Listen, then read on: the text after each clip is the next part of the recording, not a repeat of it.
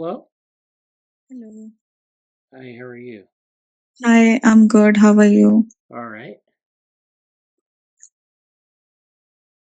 So, I don't know where you are with your project, Pakhi, but did you want to give an update on that or presentation? Yeah, sure. I'll be just a second. Right. All right. So in my last PR, the work that I had pushed to the repo was basically to add new nodes, like the graph was learning to add the nodes. And then after, since that PR, I was working on making the edges, placing those nodes at appropriate distances from each other. So I just added that functionality as well. And it's working fine now. Like I'm through with all the errors and everything. And I did not use back propagation because the growth of the graph is not linear, so to say. So back propagating the losses and then learning from that was not possible here. So I used the CMAS algorithm for that, for optimization. And yeah, so I tried running it yesterday, but uh, after 63 cells or something, the code just keeps running for like half an hour, and it's taking a lot of time to go because I don't have GPU on my device. Yeah. So I was trying to run it on Collab today, and there also I was facing some errors because then I have to ship all the tensors to the GPU, right? So I was just a bit busy with that today. So I'm almost through. I just need to run this, and this is how the graph is looking now. Okay. Yeah. Yeah, this was for only a few cells. I fixed all the errors for the few cells, then I ran it over the whole data set. So, That looks good. uh, Uh, um, yeah, I wanted to mention one more thing, that the graph generated from this will not be appropriate because these two CSV files actually, there were some cells present in one and not present in the other. So giving that data to graph was causing some errors for me. So I just merged the two and made another CSV which had only the common cells. So it may not contain all the cells. I just wanted to mention that. okay. Well, yeah. I don't know that I don't know why that is, but yeah, sometimes you have to do that when you merge data sets. Is just find the minimal set that matches both of them. But I think that should be fine. It looks like you've done pretty well. Yeah, you might have some computational issues if you're not running, if you don't have access to a GPU. But I mean, the idea is to be able to create open source software that people can run if they have access to a GPU or more direct access. And so, I mean, I think that's good.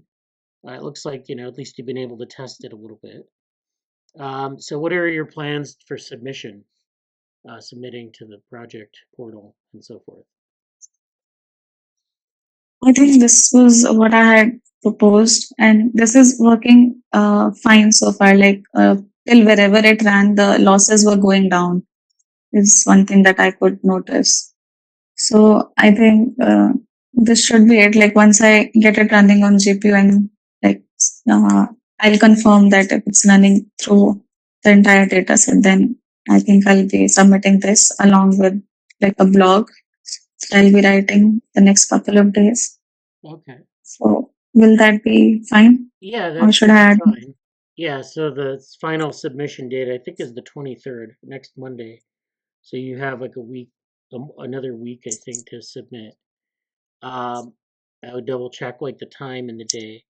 But like yeah, I think you can do that and like submit through the portal. Now the portal they require, one link where everything is there and if you want to write a blog post with links to all of like the repo and a lot of the things that people would need to run the program, that would be good. Just have that kind of all in one place, something that's permanent.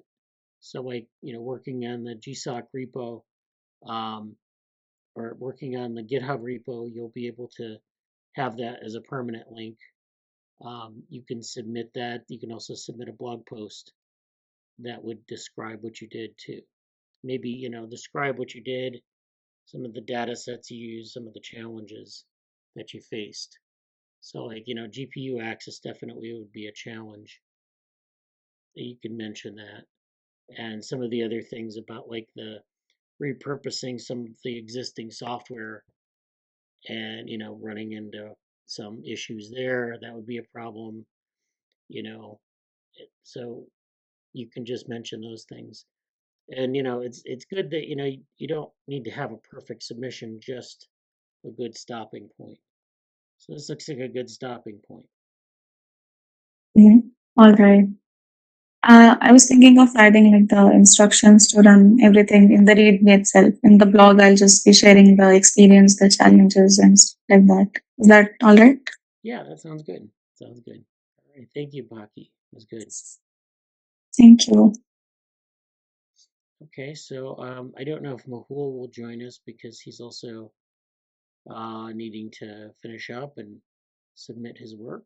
So I don't know if you had anything to say, Dick. Anything to share? Not right now, no. All right. Unless you want to know about three-dimensional imaging of galaxies. Oh, okay.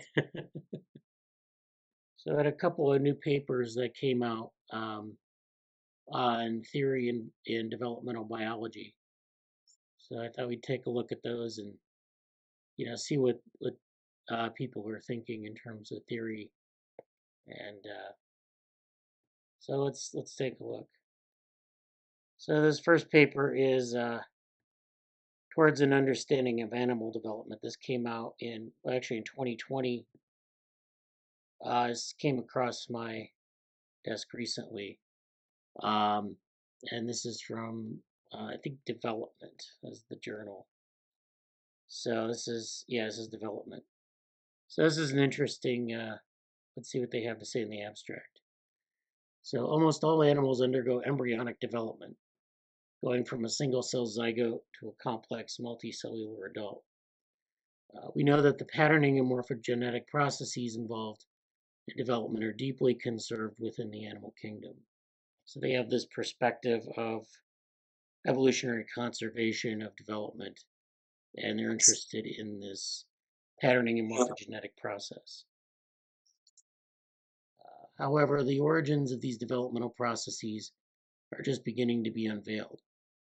Here we focus on how the protist lineages, sister to animals, which are, so in evolution, of course, we have a tree and we have clades, and those clades are groups of closely related species, and they form groups. So you have groups, there's a whole nomenclature of genera, classes, orders, kingdoms.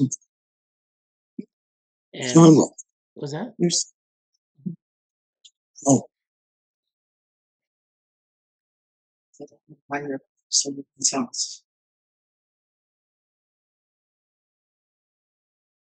So, okay. So, and then of course there's this, we have the animal kingdom, which is what we're talking about. And we're kind of focusing on protist lineages, which are not in animals, but sister to animals, meaning it's the next sort of clade over. And if you take a larger view of things, it's protists plus animals, and that's that whole clade. That's what they're saying here. The protist lineage sister to animals are reshaping our view of animal development. So they're looking at protist development, and they're thinking about like the lessons we can learn about animal development. And also, that animal development doesn't include all of the diversity of development that we see in protist lineages.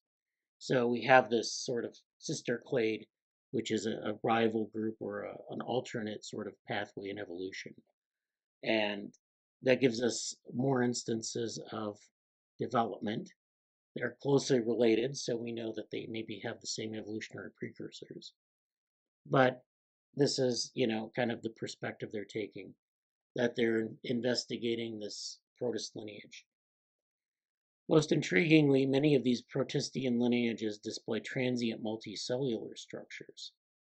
So this is where, you look at things like yeast, where they are single cell organisms, but they form these collectives or these clusters. They can actually clump into large collectives, these transient multicellular structures that don't persist like in a formal organismal sort of organization, but they do have this sort of ability to form multicellular structures. These transient multicellular structures are governed by similar morphogenetic and gene regulatory processes, and that's parallel to animal development. So you have the same sort of gene regulatory networks and other types of morphogenetic aspects that you see in formal animal development. Okay. We discuss here two potential alternative scenarios to explain the origin of animal embryonic development. So they have two sort of alternate scenarios. The first is either it originated concomitantly at the onset of animals, which means that it originated at the same time as sort of the animal clade started to evolve. So in other words, they share a set of mechanisms, protists and animals, and they sort of developed those independently, but they evolved or they originated at the point at which animals and protists shared a common ancestor. Or it evolved from morphogenetic processes already present in their unicellular ancestors. So that means that either sort of the common ancestor of animals and protists had this mechanism, or it was something that was going on even in unicellular organisms. And maybe in some unicellular organisms it was lost in some way. So this is something that, we don't really know the answer to. We can find, we can look at like molecular biology for clues. We can look at other types of organismal models for clues. So we have, there are ways that we can kind of investigate this, but it's still an open question as to exactly where the origins of development come from. And, as an aside, I think it was last year, I did a thing for Darwin Day on fossil embryos. And, you see fossil embryos you see potentially fossil embryos very, very early in evolution.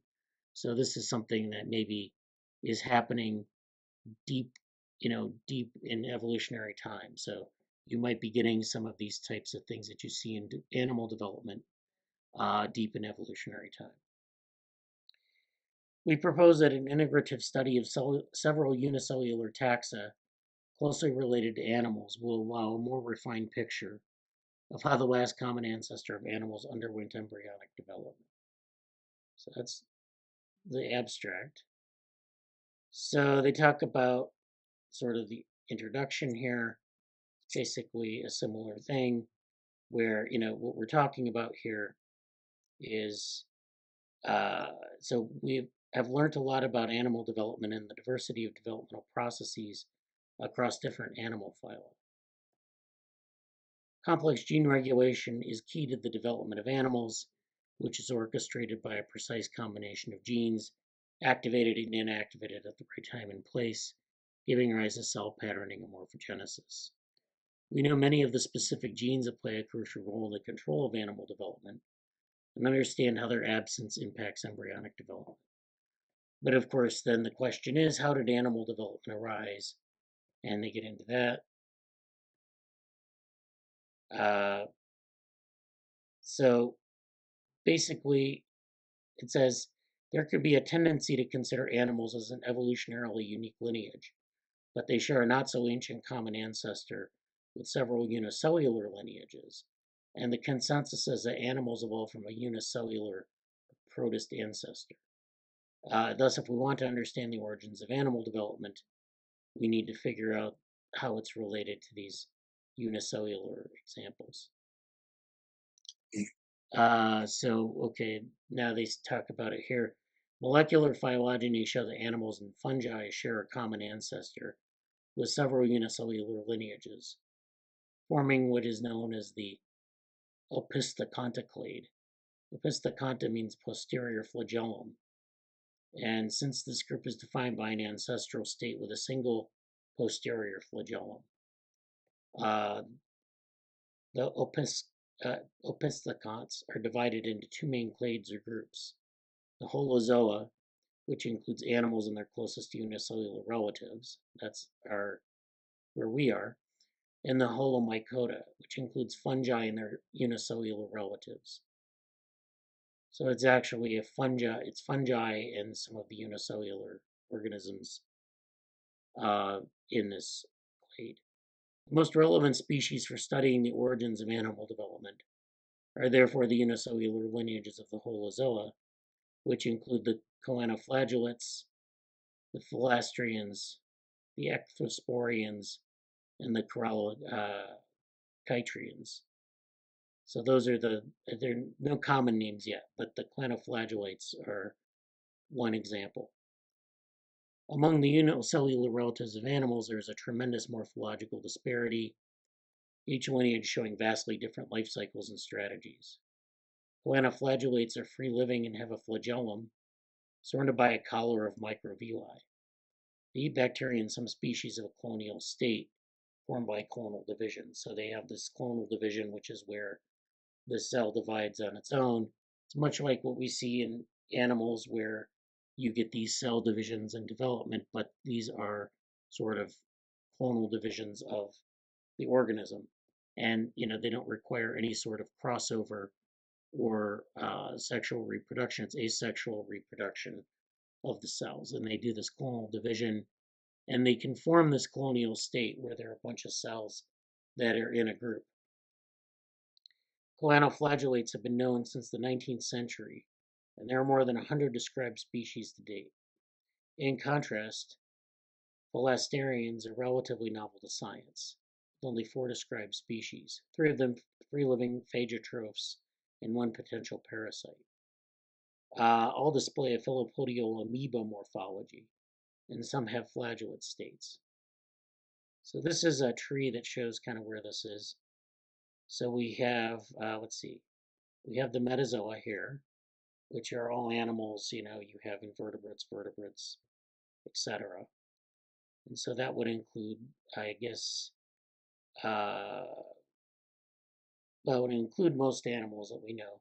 And then Choanoflagellatea is here, and these are these clonal organisms here. There's Philasteria, which are these organisms here. Ichthyosporia, which are these, they look like, kind of this. Corallochytria pluriformia, like this. And then holomycota, which are fungi. The fungi are sort of the outgroup of all of these. So you have animals, you have all these groups here, and then so you get the unicellular holozoa, which is down here, which is animals and protists, kind of their common ancestor. That common ancestor is then related to holomycota, which are fungi. And then within holozoa, you have metazoa, and you have these protist clades here. And so that's what we're looking at. We're looking at these groups here.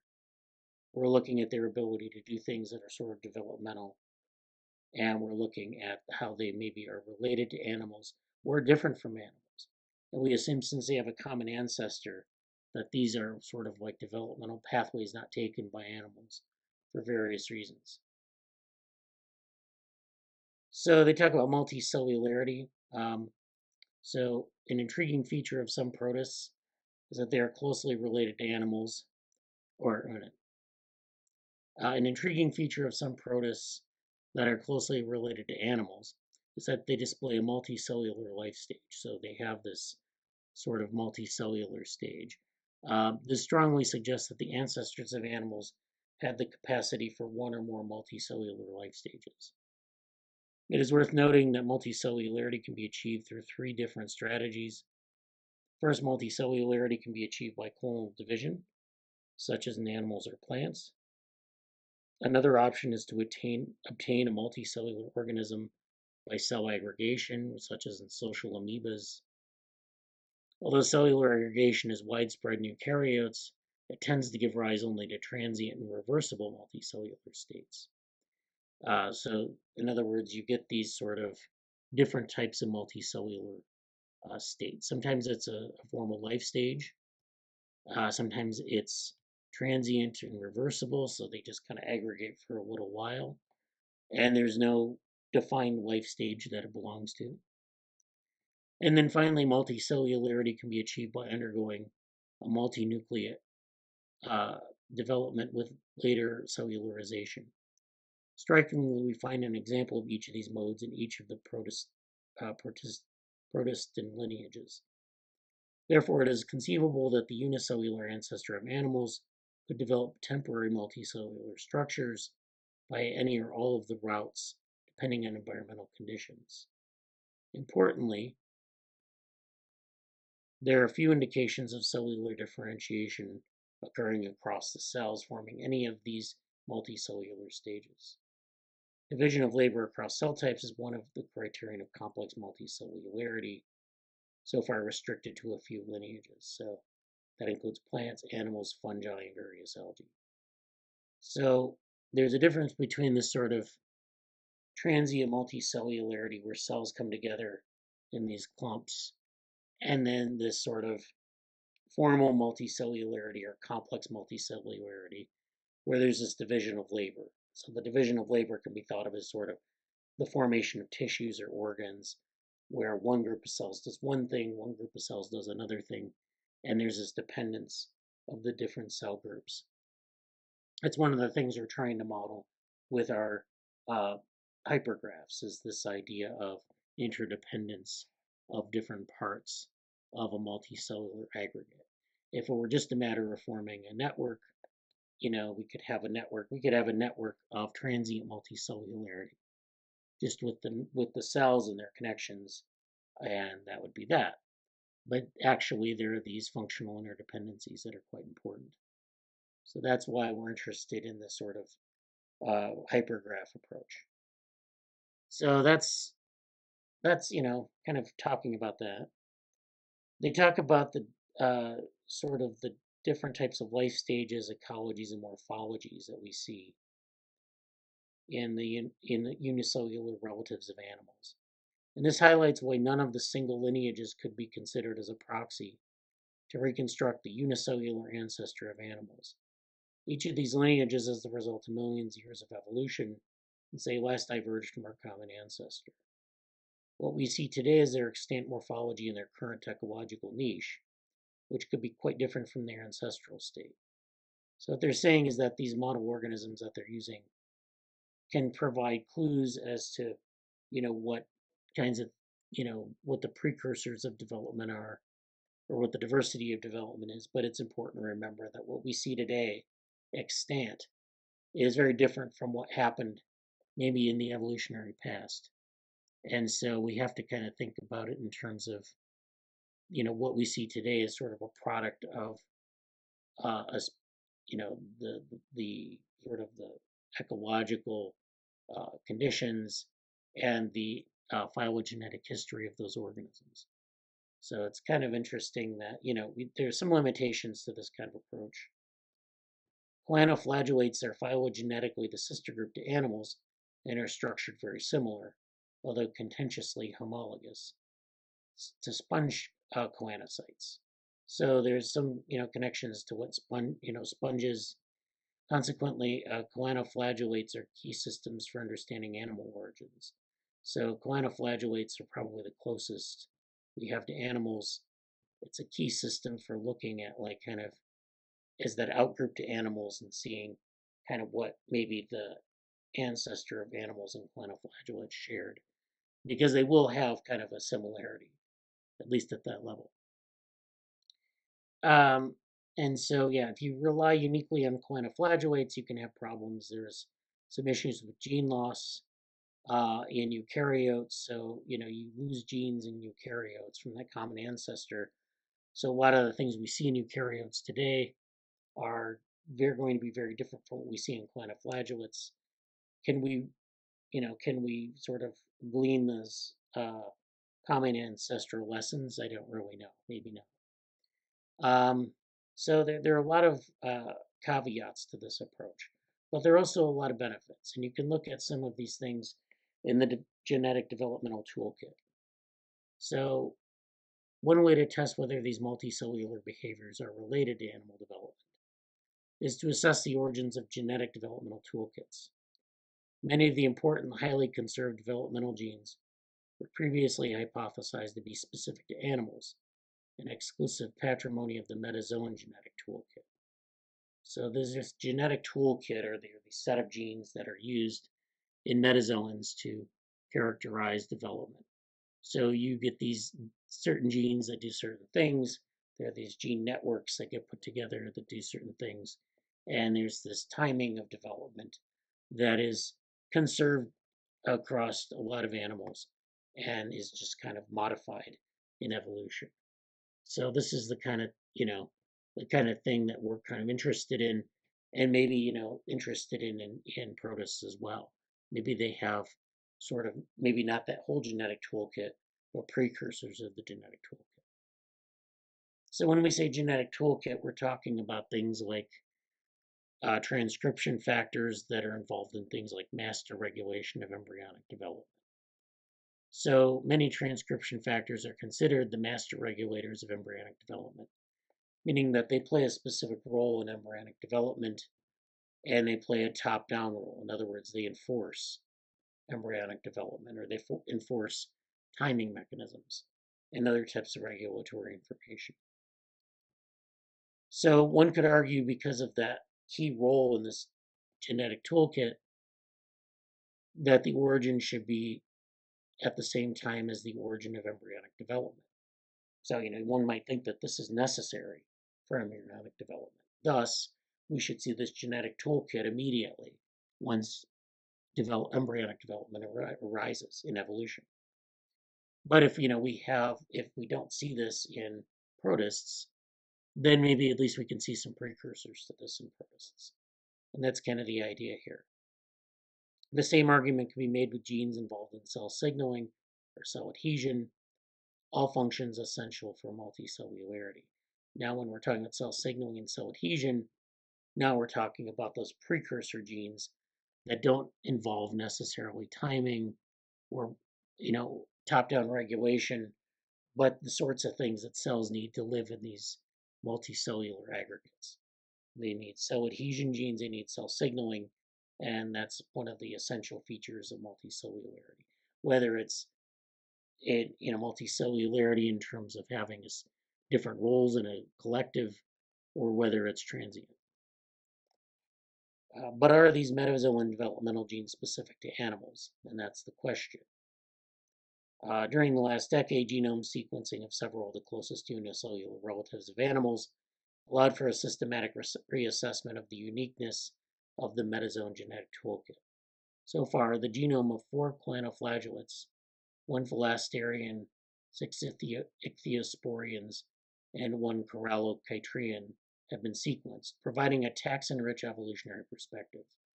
And the citations are here. We won't get into the citations, but what came as a surprise was to discover that these species already had a considerable repertoire of genes and gene families involved in cell adhesion, cell signaling, and transcriptional regulation shared with animals, including several genes that had previously been thought to be animal specific. So that's interesting, because we might think of like the main hallmark of development as being this genetic, this sort of master genetic regulation. And that is important for a lot of the sort of the timing of development. But sort of the core of things like cell signaling, adhesion, and other types of transcriptional regulation is actually found in protists. And maybe that doesn't come as a surprise, because those genes maybe arise before they're organized into a toolkit. But anyways, they are able to find those genes and gene families in protists, and they're shared with animals.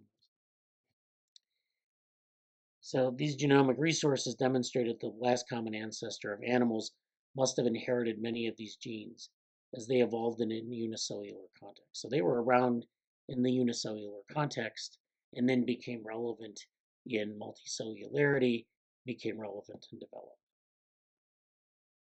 So they continue to talk about this, sort of the way that this relationship works. So overall, this suggests that the unicellular ancestors were pre-equipped to perform animal-like developmental processes. So they had the tools before the developmental processes, the genetic tools. So that's actually, again, maybe not a surprise. In order to get these sort of functions, these functional sort of milestones, you have to have things in place. So they had the genes, and then those genes maybe were put together into networks, and you end up with developmental processes. So that's kind of one interesting point. This also raises a key question. If these unicellular relatives of animals are genetically pre-equipped for development, then how does that translate into unicellular lifestyle? In other words, why didn't we see a predominance of developmental modes in protists? Why don't we see protists being like these very complex, exhibiting complex multicellularity all the time? Why don't we have this developmental genetic toolkit in protists? We actually don't see that. We see a lot of unicellularity. We see a lot of transient multicellularity. And so why don't we see the same thing in protists that we see in animals? There are two main models to explain the origin of animal development. One involves considering animal origins as a big jump, only made possible by a specific combination of biological features coming together. That's what I was describing when I was talking about the genetic toolkit sort of being, kind of selected for, or getting the pieces together from things that are already in the genome and then putting them together into networks, which is, an evolutionary innovation in animals, and that would sort of require that to be in the animal clade. Maybe early in the animal clade, but in the animal clade. This big jump was only made possible by a specific combination of biological features coming together. The other is a more parsimonious explanation, in which the unicellular ancestor and the relatives of animals that diverged from that ancestor. So these are,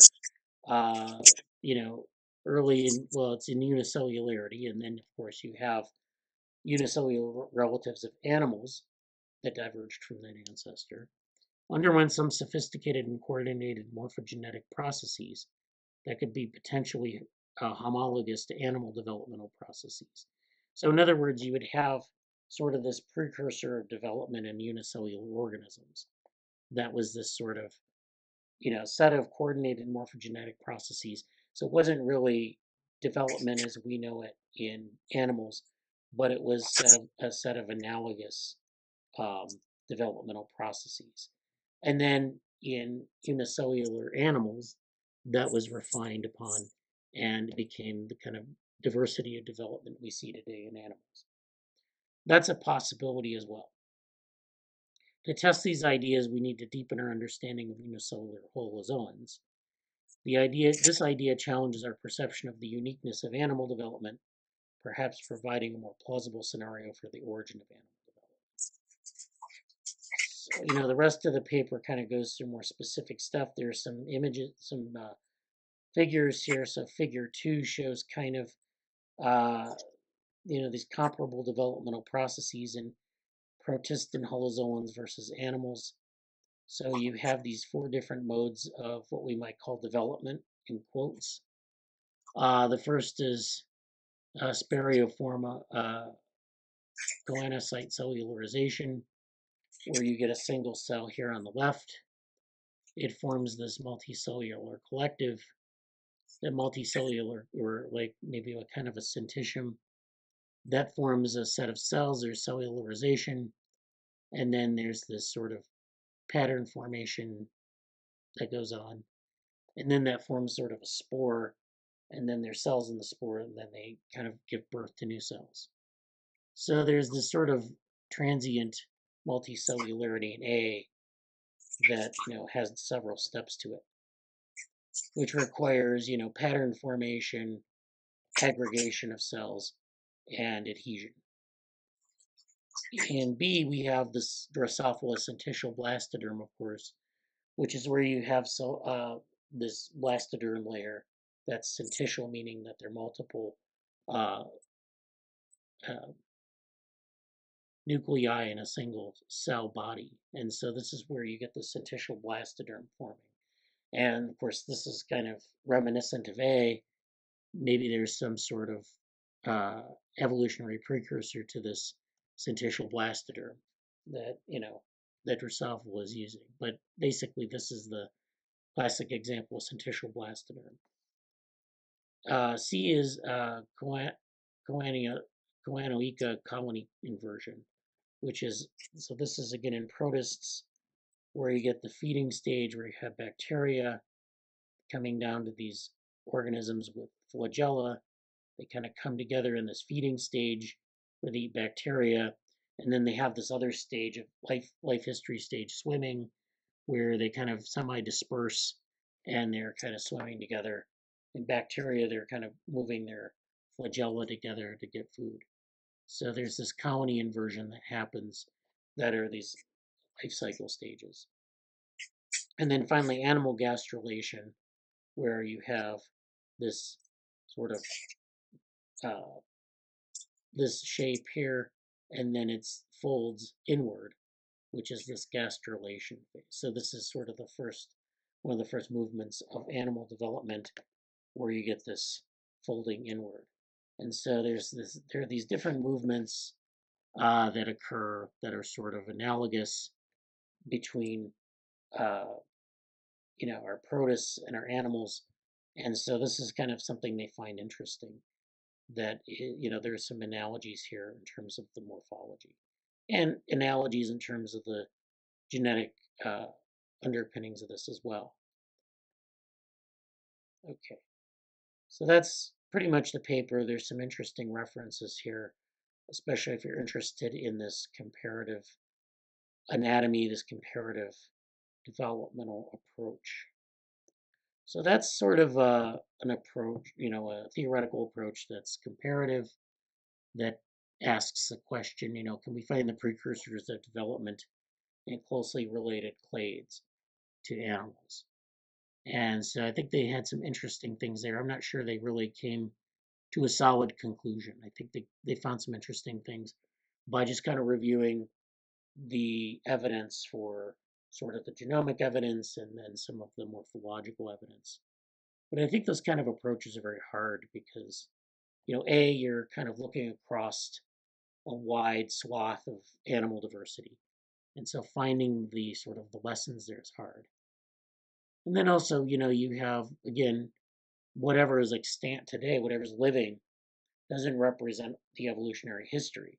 So we can only assume that if two organisms that are evolutionarily related share something, that they had to share it in the common ancestor, when in fact it could also be that they evolved convergently, or that there are a lot of intermediary steps that we don't really understand.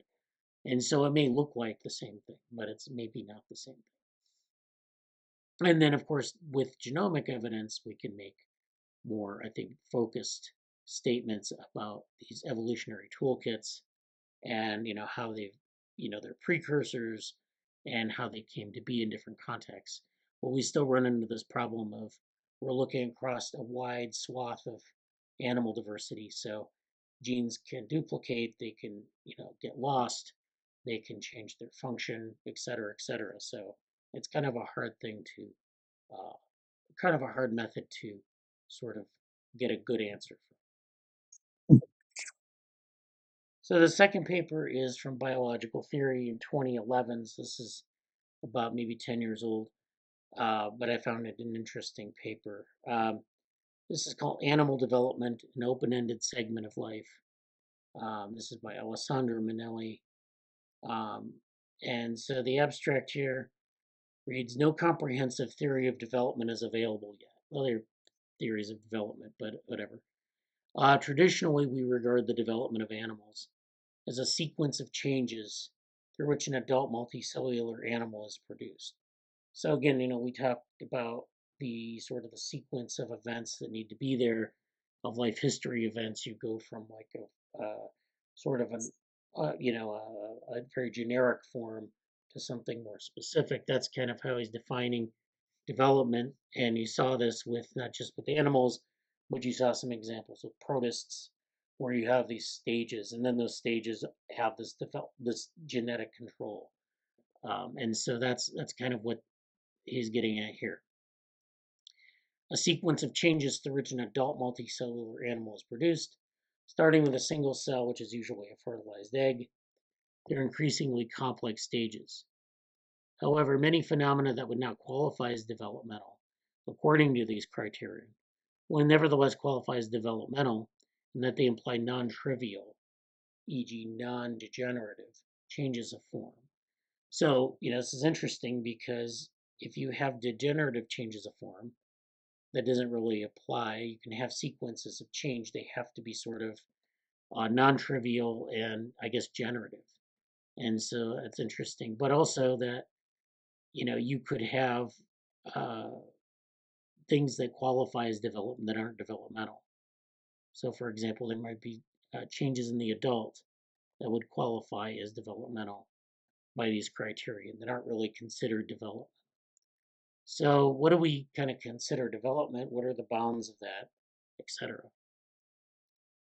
A broad comparative approach is badly needed. And just we talked about in the last paper, there's this comparative approach where we look across taxa and we see what's shared, what's not shared, and what the precursors might be for, say, like developmental toolkit. In the Cnidaria, for example, even the boundary between generations is problematic. Describing their life cycle in terms of metagenesis or alteration between polyp generation and Medusa generation. And this is a thing about Cnidarian life history. They have this life cycle where, you get in some organisms, of course, they're very good for studying development. In other organisms, you have, for example, you have sort of an embryonic stage, and then you have maybe like a larval stage. In other organisms, you have multiple life history stages, like in sea squirts, where you have this sort of sessile stage, this motile stage. You have different stages like that, where they actually do different types of things in different stages of their life. Sometimes a lot of these different distinctions that we make, though, are matters of semantics more than biology. So we try to characterize the biology with the language that we have, with the observations we have. It doesn't necessarily match what's actually happening in the biology. The life cycle of other metazoans described in the textbooks in terms of larva to adult morphogenesis. So this is where this more classic sort of life cycle, where we go from like an embryo to a larva to an adult, or an embryo to a juvenile period to an adult, is hardly different from the typical metagenic life cycle in cnidarians. So what he's doing is he's drawing this distinction, or this sort of comparison between cnidarian life cycles, which are actually quite diverse and quite striking in their differences between one another, with this sort of adult, larva to adult metamorphosis that you see in other in animals. This applies to holometabolous insects and to marine invertebrates like sea urchins, where most of the larval cells are discarded at metamorphosis. So it's interesting that, like in some insects and marine invertebrates, a lot of the larval cells are discarded and you get new cells that are born. So you get this some organisms, you get this sort of conservation across development to the adult stage. So it's kind of what we see in C. elegans. We have these cells that are born, they differentiate, and they become the adult form. In some other forms of development, you get cells that are born specifically for the larval stage, and then those are discarded in some sort of transformational process. And then you get new cells that are born for this next life cycle. So this is really interesting how, if you think about like the transformation from a caterpillar to a butterfly, they go into this cocoon and they get decellularized. and then they're recellularized with the cells of the new part of the life cycle, and they have a vastly different form as a result. So this is a very, Seriously, it's except for the brain. yeah, except for the brain. So, but a lot of the other part of the body is remodeled, and so that's it. Very interesting kind of distinction in development, that you have these different types of development. Um, this uncertain temporal and these uncertain temporal and spatial boundaries of individual development are also shown by the widespread lack of a strict correspondence between adult and mature. So you can have changes that happen in the adult. You have plasticity, for example. You have, you can have cells being born in the adult. And so, when we say mature, we usually mean that's the end of change. So it's like we have this end of development, this end point where there's a sort of fixed mature stage. And of course, that's not entirely true in the adult, because you do have these kind of processes that persist. You have regeneration, you have new cells being born, et cetera, et cetera. So it's not a clear distinction there. A comprehensive theory of development should start with a zero principle of developmental inertia, corresponding to an indeterminate local self-perpetuation of cell-level dynamics. Indeterminate growth, scale invariance, segmentation, and regeneration provide example of developmental dynamics close to that. So that's kind of what he's talking about here. A zero principle of developmental inertia, corresponding to an indeterminate local self-perpetuation of cell-level dynamics. So we'll have to get into the paper to see what he means by that. So, okay. It's important to remember that development is not necessarily pre-formation.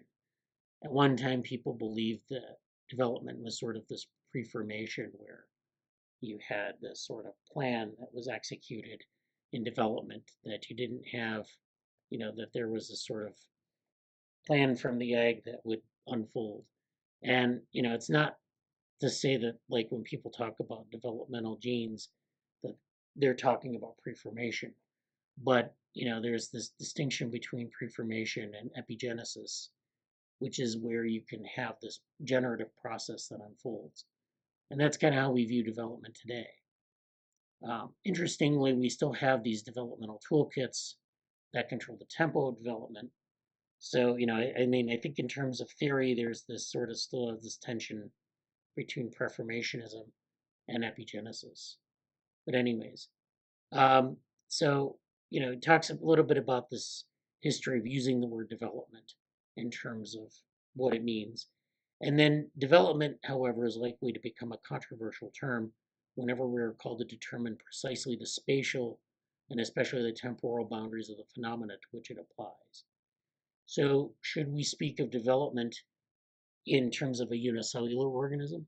Should we speak of development like, in yeast, there actually are life history stages in terms of its metabolism and other things? Should we speak about yeast as having a developmental period? Sometimes they exhibit transient multicellularity. Should we talk about that as a developmental stage? Well, Bradley, there's also the question of single cell morphogenesis, Yeah. which is diatoms and ciliates, etc., which can be quite complex. And that's generally not addressed or brought into the picture. Yeah. Yeah. So people don't really, they kind of think of development in this way that's kind of constraining, because we don't talk about single cell development really at all, but it of course exists. But it exists. It's unexplored in terms of understanding it. Yeah. So yeah, I would say it's legitimate to speak of development as in unicellular organisms. We just saw examples in protists where that's kind of the case. We can draw at least parallels in that area, and then we have single cell morphogenesis, as Dick said. So, or sometimes, we think about isometric growth, which are growth without changes in form. So that means that sometimes, you know, you have to think about an organism growing from a very small form to a very large form. The growth is actually, you know, it requires changes in sort of the size of the organism. And there's this scaling that, you know, isometric scaling that happens so that everything scales with it, but that growth is part of development as well. Is that an Yeah, aspect of development? Yeah. yeah. The syncytial algae are a good example of that, where you can get kelps that are 100 meters long, but one cell. Yeah, so that's isometric growth of a single cell, unicellular. Yeah. Yeah. If not, does any slight deviation from isometry turn growth into a developmental process and all this? So there are all the sorts of questions and how people view development. And so this is kind of, you know, getting into the semantics of the terms like we talked about in the last paper. Um, so really, you know, we can expect that any theory of development will eventually incorporate mechanisms responsible for non-trivial, e.g. non-degenerative changes of form, mainly based on changes in gene expression, substantially more important than the accompanying metabolism. So that means that you have these changes in gene expression that trigger sort of these new changes in form that are significant.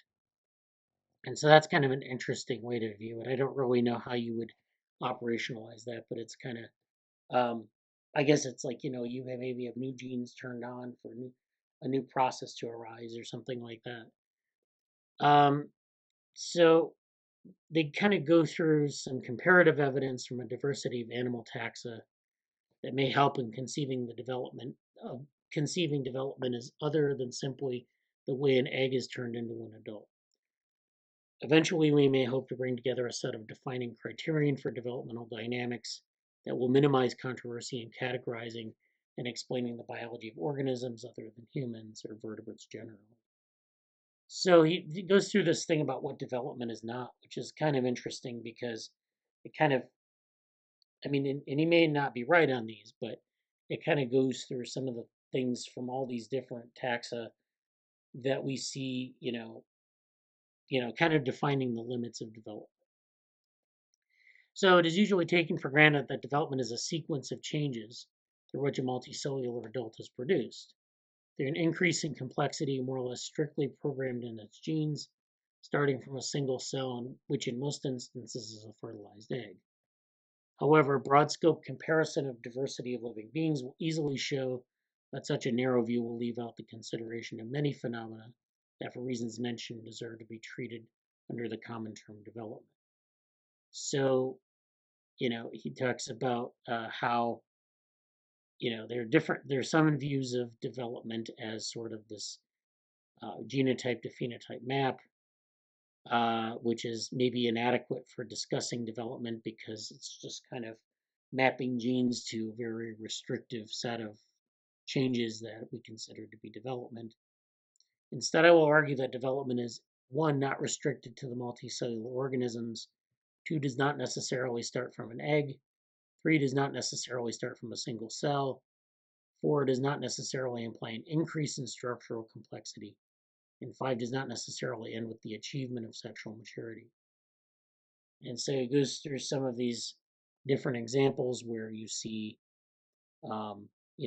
sort of exceptions to the typical sort of view of development. So it goes through these. And a lot of this is, just kind of examples. Maybe they're edge cases. Maybe they're really kind of, things that we should really kind of incorporate into a theory of development. But these examples exist, and so if you're going to build a theory of development, it's you need to have as inclusive of a theory as possible. So let's see. So he goes through all these points. I'm trying to see if there are any sort of figures in the paper. And then he says what development possibly is. So he talks about a zero condition of developing systems.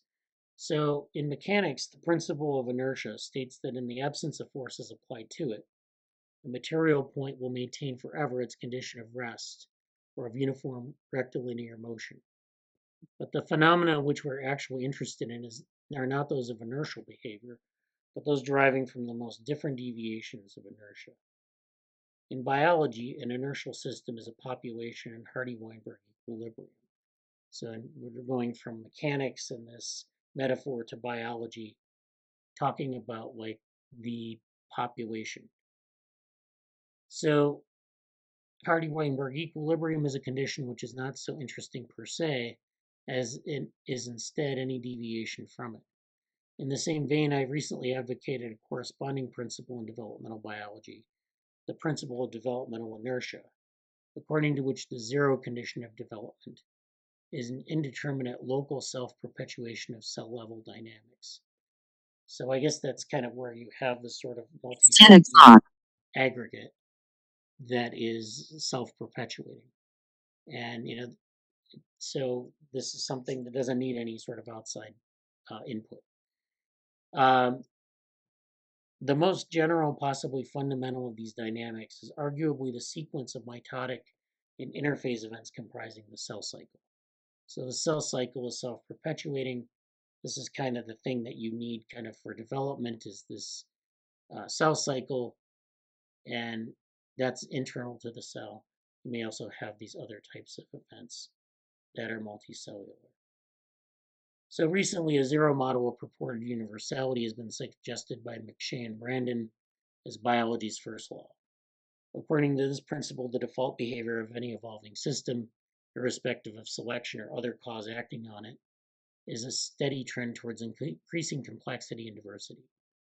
It may be useful to briefly compare this model with the concept I am suggesting here as a zero model for developmental dynamics. There are important differences indeed between the two principles. So he talks about McShay and Brandon and their biology's first law, and then of course says as well. More important, however, is the fact that the principle I'm advocating here has the nature of an empirical generalization, while McShay and Brandon present their biology's first law as a universal law of nature. Animal examples of systems better approaching default developmental conditions are the sponges and the hydra, where the archaeocytes and the intestinal cells, the interstitial cells, respectively, are responsible for an indeterminate ability to proliferate. So this is where you have this sort of cell cycle running, and this is a developmental condition where you can proliferate, without sort of a limit to the number of cells that can be produced. Another example is provided by the planarians, where the neoblast can comprise up to 30% of the total number of cells in the adult. So it means that the boundaries of development are, if we define development as these kind of zero conditions, the boundaries of development can be quite different in terms of where the stopping point is, and what's considered to be development. It talks about indeterminate growth and scale invariance, which of course is related to growth, and talking a little bit about how that can vary across the life history. So it's not just restricted to this developmental period; it can persist across adulthood as well. And so, what do we really mean by development? If we use like some of these sort of zero conditions, these fundamental mechanisms, it can be quite messy to know what development is. Then he gets into a discussion about developmental modules, which is this idea that they're specific, sets of genes or specific phenotypic, like compartments that are developmentally unique or developmentally relevant. And so he kind of talks about that a little bit. And so, you have to specify these modules, and he talks a little bit about the diversity of modules across the tree of life. And so that and then gets into this idea of segments, regeneration, and then ends with these conclusions, which are kind of like summarizing what he's arguing, that there's this set of zero principles corresponding to an ideal not periodizable iteration of local cellular dynamics. To be sure, in the actual developmental schedule of a living organism, there is often much more than such an elementary behavior. But this does not mean that the actual development schedules must be necessarily start with the egg, or with fertilization, and necessarily end when the last fertile gamete is eventually spawned by the adult. So it means that, you can't say that development ends at any one point. It's not just about, say, reproduction. It's about these Sun at zero conditions that vary widely across taxa. So let me put the citation in the chat. Go ahead. Yeah, Bradley, you might want to look at this paper, but just see if you can tear it apart. Okay. So this is, are we on the cusp of a new paradigm for biology? This is the Janus phase paper, but is this the one with Rob Stone, or is this a different one? No, this is just me. Okay. Biological molecular developmental biology versus Janus phase control of embryogenesis. Okay, I'll have to take a look at that, and we'll maybe talk about it next week. Yeah, it gives a contrast to, you see, both papers that you talked about seem to be gene oriented. Yeah. In other words, there's an assumption that the genes are what's in control. Yeah. Okay, and that may be wrong. Yeah. So yeah, I mean, I think there is a sort of people, they've really become enamored by a lot of the genomic evidence, and certainly for doing comparative work, you kind of have to go there because it's like showing where sort of the precursors. Let's say that's the way the lemmings all ran. Yeah. Okay. Yeah. You don't have to go just that way. Right. But, for example, if you looked at mitotic mechanisms, you could do a whole classification of organisms based on the mitotic mechanisms. And it might be different from the gene-oriented ones. Right, yeah. Okay. So, as I say, the lemmings all go one direction. That's where the money is. Yeah. Yeah, it's kind of like in phylogenetics, when we're looking at evolutionary relationships, we'll often have like a gene tree, and we'll have some tree based on like some morphological characteristics. And they often aren't like compatible. You have to have a consensus tree, or because they're not the same. They don't really track, directly. You often have a lot of differences. I think in much of this, the general ideas are follow the money. Yeah. It's probably the fundamental basis for biology. Yeah, that's the biology zeroth law, I guess. Well, yeah. Those who get grants get grants. Yeah. And those who get the grants don't allow people with other ideas to get the grants. So, it's science is a very strange beast in this regard. Too much positive feedback. Yeah. So, at any rate, you might want to do something on this paper, and as I said, tear it apart. Okay. All right. Yeah. Sure, Jesse would agree. Jesse says too much positive feedback. Yes, those who get money get money. I think, therefore, the ideas they push are the ones that get published. Yeah. There's some things I'm working on in that space that I'll say more later about. They're not really ready. But I'm definitely and also the all the papers. I know I came in late to the meeting, but even the one that Nick shared in the chat, and some other ones, like I want to go back and look at the paper that you just went over. Like I kind of caught like had to step out again even after you did it. So it was all really cool stuff. But thank you for sharing those things. You're welcome, man. A lot of the scientific names of the organisms are a bit hard to say if you're not familiar with them. So Yeah. they don't make it easy in animal taxonomy or in biological taxonomy in general.